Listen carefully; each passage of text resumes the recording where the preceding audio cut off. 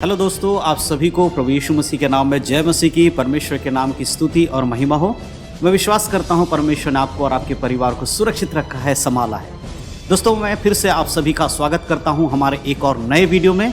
और आज के वीडियो का टॉपिक जो है वो हम नीति वचन से कुछ बातों को देखने जा रहे हैं। नीति वचन के कुछ आयतों को मैं आपके लिए पढ़ूंगा और हम देखेंगे कि परमेश्वर अपने लोगों से क्या चाहते हैं। इसीलिए आप बड़े ध्यान से वीडियो को देखें और वीडियो को पूरा सुने, क्योंकि वीडियो हमारा ज़्यादा लंबा नहीं होता, इसलिए आप आराम से सुन लीजिए। ये वीडियो सुनने के बाद आपके आत्मिक जीवन में बहुत सारे बदलाव होने वाले हैं, है ना।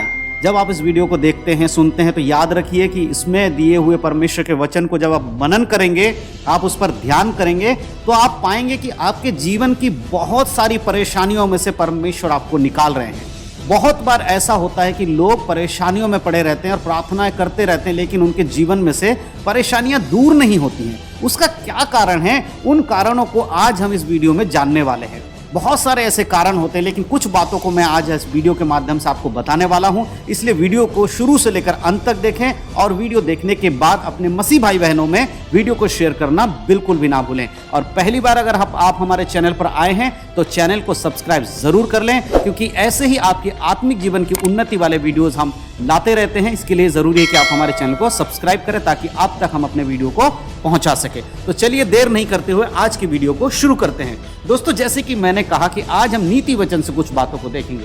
देखिए, नीति वचन एक ऐसा पुस्तक है बाइबल के अंदर, ऐसी किताब है जिसे हमें पढ़ना चाहिए, हमेशा पढ़ना चाहिए और उसको समझना भी है, क्योंकि इसमें बुद्धि की बातें लिखी गई हैं। नीति वचन परमेश्वर के द्वारा दी गई ऐसी बातें हैं। इसमें जब आप पढ़ते हैं, समझते हैं, तो बहुत सारी चीज़ों में आप अपने जीवन में बदलाव कर सकते हैं, संसारिक बातों से हटकर प्रभु की ओर मन लाने में। ठीक है, तो आज जो हम वचन पढ़ने वाले हैं वो है नीति वचन, उसका 28 अध्याय वचन 13 और 14। इसमें हम कुछ बातों को समझने वाले हैं। तो सबसे पहले मैं आपके लिए वचन पढ़ना चाहता हूं और फिर उस वचन के आधारित मैं कुछ बातों को आपको बताऊंगा।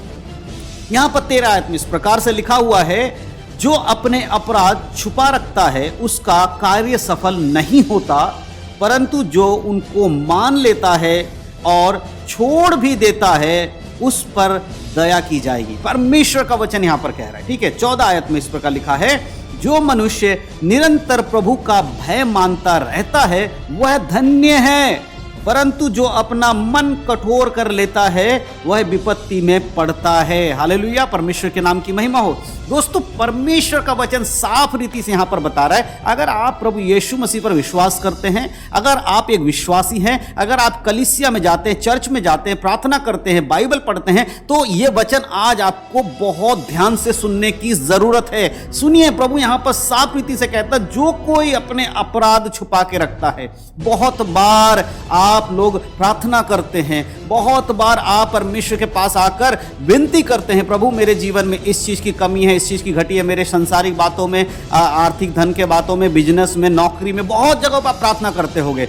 लेकिन कई बार आपके जीवन में प्रार्थना अनसुनी कर दी जाती है। सुनाई परमेश्वर को जो प्रार्थना आपने किया है वो आपका उसका उत्तर आपको नहीं मिल रहा होता है। आपको लगता है पता नहीं परमेश्वर क्यों मेरी बातों को नहीं सुन रहा है। लेकिन कई बार आप खुद के जीवन को नहीं जांचते हैं, बस आप परमेश्वर पे ब्लेम करते हैं, परमेश्वर पर इल्जाम लगाते हैं। लेकिन प्रियो, ये सही नहीं है। हम अगर बाइबल पढ़ेंगे तभी ना हम समझ पाएंगे कि प्रभु का तरीका क्या है, किस प्रकार की प्रार्थनाओं को परमेश्वर सुनता है। देखिए, सबसे पहली चीज, अगर आपने अभी तक अपने अपराधों को छुपा रखा है, कई बार क्या होता है, लोग यीशु मसीह को विश्वास कर लेते हैं लेकिन अपने अपराधों के लिए क्षमा नहीं मांगते, आकर घुटने पर नहीं बैठते और परमेश्वर से नहीं कहते, प्रभु मैंने पाप किया है, मैंने इस जगह पे गलती की है। मेरे प्रियो, अगर आज तक आपने अपने पापों को नहीं माना है तो बैठिएगा एकांत में और अपने बुद्धि लगाकर उन सारे पापों को कागज में लिखिएगा जो आपने अब तक किया है। और जो याद नहीं आ रहा है वो परमेश्वर आपको याद दिलाएगा। उन सारे पापों को लिखकर और एक एक करके पढ़ के बोलिएगा, प्रभु मैंने ये पाप किया है, मुझे क्षमा कर दीजिए यीशु मसीह के नाम से। सारे पापों के लिए क्षमा मांगिए और विश्वास करिए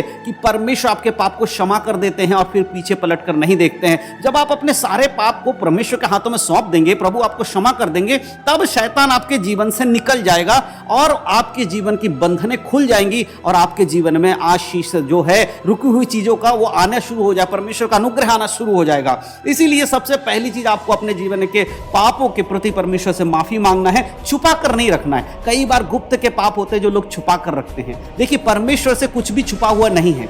आप क्या सोचते हैं, अगर आप परमेश्वर को नहीं बताएंगे तो प्रभु को पता नहीं आपने क्या पाप किया है? इससे अच्छा है कि आप परमेश्वर को खुलकर बोल दें। इससे आपका मन का बोझ भी हल्का हो जाएगा, आपके पाप क्षमा हो जाएंगे और आप परमेश्वर की नजर में एक अच्छे व्यक्ति बन जाएंगे और आपका जो कार्य है, जो काम है, उसमें आप सफल भी हो जाएंगे। लेकिन अगर आप अपने पापों के प्रति क्षमा नहीं मांगते, उसे छुपा कर बैठे हुए हैं, शर्म आ रही है बताने में, डर लग रहा है बताने में, नहीं बता पा रहे, तो पवित्र आत्मा का सहायता लीजिए। लेकिन परमेश्वर के सामने अपने गुनाहों को मानकर यीशु मसीह के नाम से क्षमा मांगिए। आपके सारे काम परमेश्वर खोल देंगे जो शैतान ने रोक रखा है। लेकिन आप अपने पापों को मान लीजिए। प्रभु कहता है मानने के बाद वो अपने काम भी जो करता था, पाप का काम, उसे छोड़ दे, उस पर दया की जाएगी।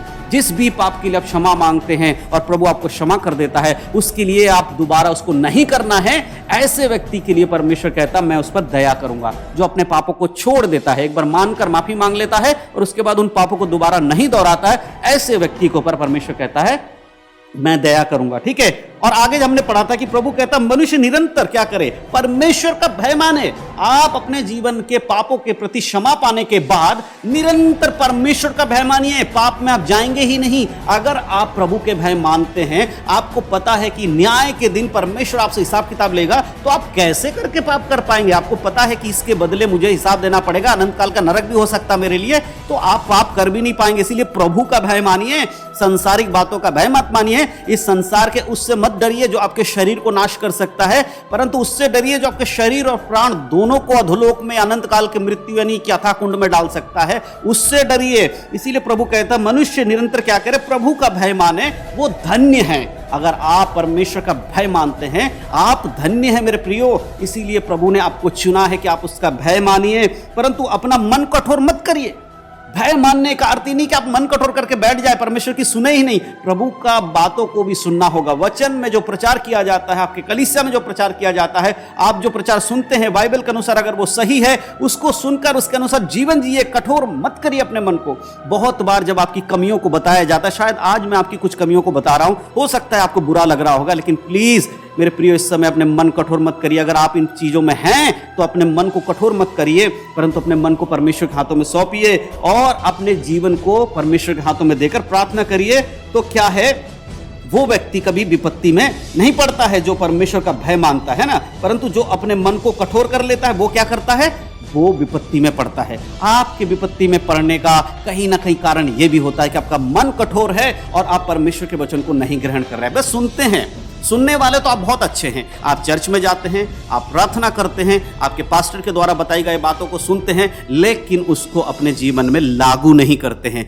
यह है आपका मन कठोर करना। आप पाप पे पाप करते जा रहे हैं और आप ये कह रहे हैं चलो परमेश्वर पाप से घृणा करता, मेरे से एक पाप हो ही गया तो चलो दूसरा पाप भी कर लेते हैं। ऐसा मत कहिए, ऐसा मत सोचिए। ऐसा बोलकर आप शैतान को मौका देते हैं आपके जीवन में काम करने का। और शैतान को पता है अगर मैं एक व्यक्ति को उसके पापों के प्रति अगर मैं गुनहगार बना के रख सकूं तो वो हमेशा गुनहगार रहेगा। आप अपने पापों को अपने सिर पर लेकर मत घूमिए। यीशु मसीह के नाम से आप परमेश्वर के सामने जाइए, अपने पापों को अंगीकार करिए और अपने बोझ से हल्के हो जाइए। शैतान का यही काम है कि वो आपको दबा के रखता है कि आप गुनहगार हैं, आप पापी हैं और आप इसी बोझ तले दबे रह जाते हैं, आपका उद्धार नहीं हो पाता। लेकिन जब आप ये मान लेते हैं यीशु मसीह ने आपके पापों के खातिर अपना लहू बहाया और इस बात को मानकर आप क्षमा मांगते हैं, आपके पाप धुल जाते हैं, परमेश्वर माफ कर देते हैं, लेकिन उसके बाद दोबारा पाप नहीं करना और शैतान आपको फंसा भी नहीं पाएगा। मेरे प्रियो, इन वचनों को सुनने के बाद अपने जीवनों को परखिएगा।